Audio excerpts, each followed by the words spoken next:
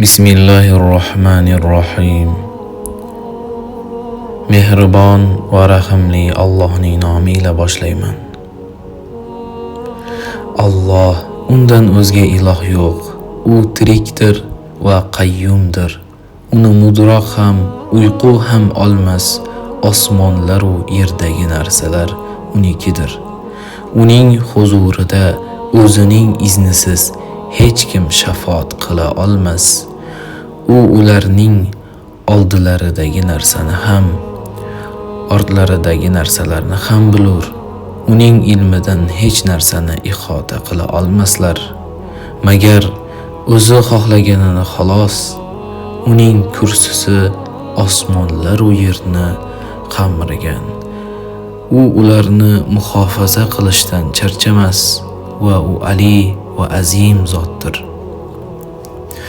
Ushbu oyati karimaning birinchi jumlasida kelgan sifat Alloh taoloning yagonaligini hech shubhasiz isbot qiladi.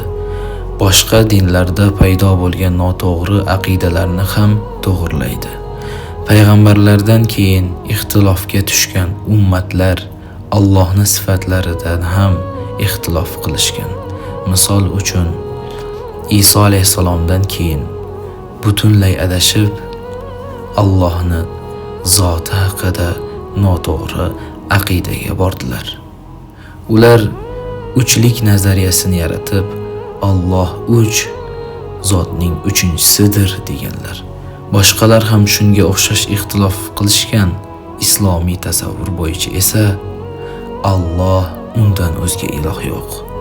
Alloh yagona, dunyoda faqat Allohni o'zigina ibodatga sazovor zotdir. Ya'ni bandalar faqat Allohning aytganini qilib yashamoqlari, faqat uning o'zigagina banda bo'lmoqliklari kerak. Faqat Alloh taoloning o'zigagina itoat qilmoqliklari, sig'inmoqliklari, bo'ysunmoqliklari va faqat undangina qo'rqmoqliklari kerak.